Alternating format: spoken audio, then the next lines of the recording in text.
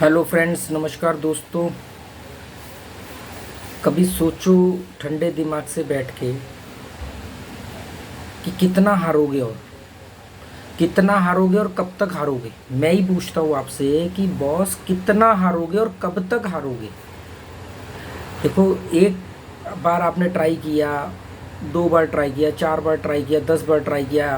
और बार से मतलब एक बेट की बात नहीं कर रहा हूँ। एक मतलब आपने एक बार गैम्बलिंग करी, 2 महीने 4 महीने नहीं आया रिजल्ट, फिर 2 4 महीने करी नहीं आया रिजल्ट, 6 महीने करी नहीं आया रिजल्ट, तो रुक जाओ ना, बंद कर दो। कितना हारोगे और कब तक हारोगे। और आप कमा कमा के उधार पकड़ पकड़ के दिए जा रहे हो, वो हारे जा रहे हो। तो थोड़ा तो रुकना पड़ेगा ना, अपने आप से सवाल तो पूछना पड़ेगा ना कि बॉस कितना हारोगे, कब तक हारोगे। इसकी कोई लिमिट नहीं है, आप तो जितना ला के डाल दोगे उतना कम है। सिगमंड फ्रॉइड ने एक बात बोली थी, if you can't do it then give up. जैसे बहुत सारे लोग बोलते हैं, एक पॉजिटिव कोट है कि नेवर गिव अप, कि नहीं नहीं कभी भी गिव अप नहीं करना चाहिए, है ना। पर मैं इस बात को नहीं मानता। और जब मैंने सिगमंड फ्रॉइड को पढ़ा तो और काफ़ी चीज़ें क्लियर हुई। क्या होता है कि आप बेट बेट गैम्बलिंग में आप बार बार हारे जा रहे हो, तो इसका मतलब क्या है कि आप नेवर गिव अप वाली आइडियोलॉजी लगाओगे कि नहीं नहीं हम तो सकारात्मक है, नहीं हम तो पॉजिटिव एटीट्यूड वाले हैं, तो नेवर गिव अप, हम गिव अप नहीं कर रहे। कुछ नहीं होगा, घर बार बर्बाद हो जाएगा, पीढ़ियाँ दर पीढ़ियाँ निकल जाएंगी, कुछ नहीं होने वाला। वो एक माइंड गेम है, उसको माइंड गेम से ही खेलना पड़ेगा, उसको साइकोलॉजी से ही हराना पड़ेगा, जिसके लिए मैंने पूरा जोर लगा रखा है। सिगमंड फ्रॉइड ने कहा कि उसने ये समझा कि हम लोग ये नेवर गिव अप के नाम पे क्या कर रहे हैं। कि नेवर गिव अप के नाम पे लोग, जैसे कोई क्रिकेटर बनना चाहता है, वो क्रिकेटर बनने के चक्कर में बार बार 10 साल 5 साल अपने करियर के बर्बाद कर देता है, फिर कुछ नहीं होता है, फिर बाद में वो बाकी दुनिया की तरह कोई नौकरी कर रहा है, बिजनेस कर रहा है, कोई दुकान चला रहा है। देखो, एक वक्त डिसाइड करना पड़ेगा, मैं इतने अपनी ज़िंदगी के इतने साल और अपनी ज़िंदगी का इतना पैसा इन्वेस्ट करूँगा इस चीज़ में, अगर कामयाब हो गया तो ठीक है, देन क्विट। तो नेवर गिव अप वाली आइडियोलॉजी का मतलब ये देखो, फिर तो आप पूरी ज़िंदगी लगा दोगे और पूरा घर बार का पैसा लगा दो। नहीं जी, मैं नेवर। इसलिए सिगमंड फ्रॉइड ने कहा, अगर बार बार आप असफल हो रहे हो तो उसके बाद क्विट करके, वहाँ से गिव अप करके दूसरी जगह पे हाथ आजमाना ज़्यादा बेहतर है। अगर गैम्बलिंग आपको रास नहीं आ रही है, आप जुए में नहीं जीत पा रहे हो, थोड़ा बहुत पैसा गया, ट्राई किया, मैं ट्राई करने के हर्ज में नहीं हूँ, पर ट्राई किया, मान लो आपने ट्राई किया, आपने अपनी ज़िंदगी के 1 2 साल दे दिए, आपने अपनी ज़िंदगी के कुछ पैसा दे दिया, अब आपको लगा कि यार ओवरऑल मैं जीत जाता हूँ, हार जाता हूँ, पर ओवरऑल तो मैं माइनस में ही हूँ, तो यार इसमें मतलब मैं अपना करियर नहीं बना पा रहा हूँ, छोड़ देता हूँ। कभी कभार आऊँगा एज ए गेस्ट की तरह, एज ए कभी एडवेंचर के लिए, कभी टूरिस्ट बन के आया, तो कभी कसिनो वसिनो चले गए, ऐसे जैसे बाकी लोग जाते हैं। पर आप लोग ना क्या करते हो कि नहीं नहीं आज जीतेंगे, कल जीतेंगे, परसों जीतेंगे। और वो इंडिया में तो जीत का रेशियो ही क्या है, 3%, 4%, 5%। ओवरऑल विनिंग की बात कर रहा हूँ। तो दोस्तों, नेवर गिव अप के एटीट्यूड को छोड़ो। जिस चीज़ में बार बार असफल हो रहे हो और वो चीज़ आपका टाइम कंज्यूम कर रही है, वो चीज़ आपका एनर्जी सकिंग एक्टिविटीज़ कर रही है, वहाँ से निकल जाना ही बेहतर होगा।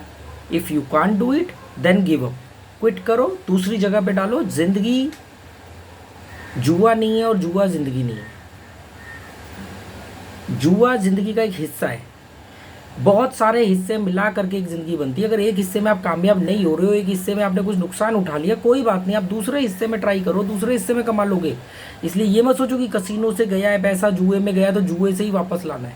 जुआ ज़िंदगी में आने वाले बहुत सारे अपॉर्चुनिटीज़ या बहुत सारे घटनाओं में से, सिचुएशन में से एक सिचुएशन है, एक घटना है, एक एरिया है।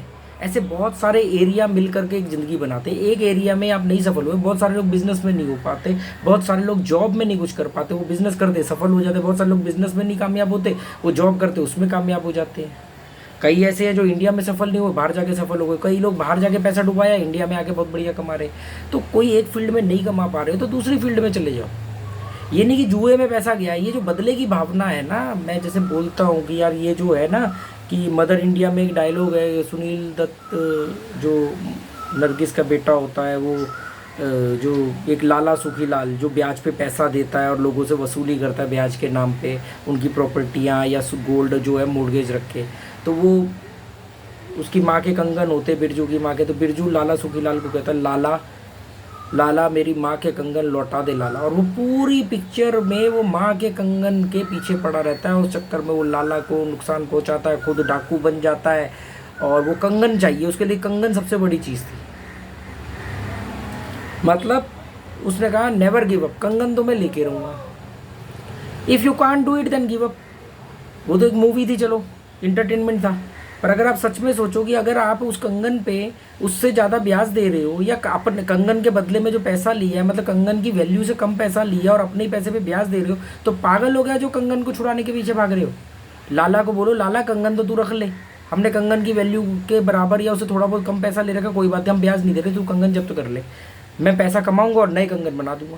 वही मैं आपको कहना चाह रहा हूँ कि कसिनो में अगर पैसा चले गया, जुए में अगर पैसा चले गया, ऑनलाइन गैम्बलिंग में अगर पैसा चले गया, तो उसको हवा मत बनाओ, बदला मत लो कि वहीं से लेना है।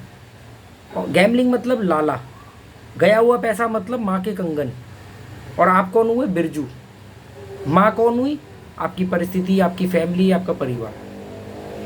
लाला मेरी माँ के कंगन लौटा दे लाला, लाला मेरी माँ के कंगन लौटा दे। बिरजू लाला मतलब कसीनो से कह रहा है कि मेरा गया हुआ पैसा लौटा दे मेरे परिवार के लिए, मेरे जहाँ से वो पैसा मैं लाया था। और इस लाने के चक्कर में वहाँ पर वो ब्याज देते हैं, वो उनके बैल खोल के ले जाता है, यहाँ पर आप उसको हर महीने पैसा दिए जा रहे हैं।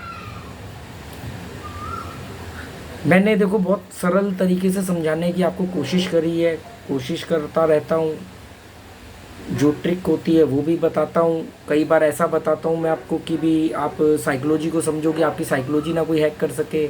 कभी मैं वैसे एक एज ए फ्रेंड की तरह आपको मोटिवेट करता हूँ। ये मेरा अकेले का तजुर्बा नहीं है, बहुत सारे गैम्बलर से बात करी है जो करोड़ों रुपया 10-10 साल में हार चुके हैं। अब 10 साल कोई छोटा टाइम नहीं होता है, कितना तजुर्बा होगा, और लाखों करोड़ों रुपया भी कम नहीं होता है। तो सोचो कितना अपना पैसा लगा के तजुर्बा होगा, फिर भी वो एंड में नहीं जीत पा रहे ना।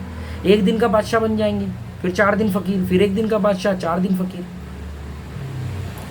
तो अगर आप गैम्बलिंग में बार बार ट्राई करने पे सफल नहीं हो रहे हो तो छोड़ दो उसको। दूसरी और बहुत सारी फील्ड है, वहाँ आप इससे ज़्यादा पैसा कमा लोगे। इसको आप एज ए शौक यूज़ कर सकते हो, कभी कभार स्ट्रेस बस्टिंग के तरीके से यूज़ कर सकते हो।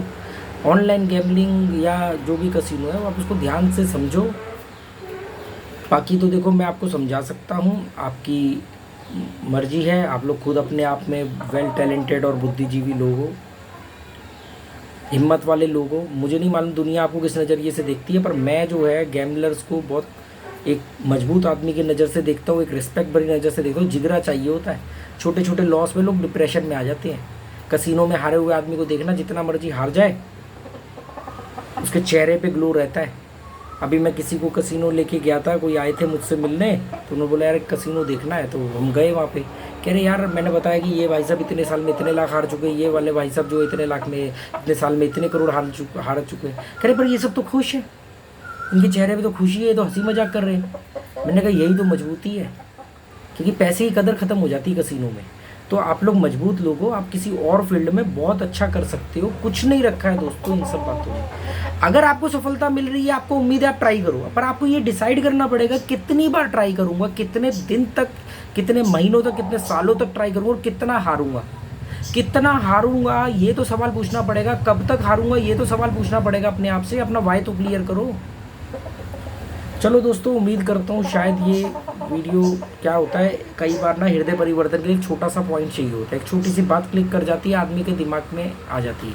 जैसे मैंने 10 साल सिगरेट पी और मैं चेन स्मोकर था, और जब मैंने 13 सितंबर 2009 में मैंने आखिरी सिगरेट पी, तो एक छोटी सी बात क्लिक कर गई और मैंने सिगरेट पी, आखिरी मज़े लेकर के उस पर डेट लिखी, उसको अपनी बची हुई सिगरेटों के साथ डब्बी में डाला, और उसके बाद मैंने बंद कर दी। उसके बाद मैंने आज देख लो 2009 में आखिरी सिगरेट पी थी, और 25 से 30 सिगरेट रोज़ पीता था क्लासिक रेगुलर।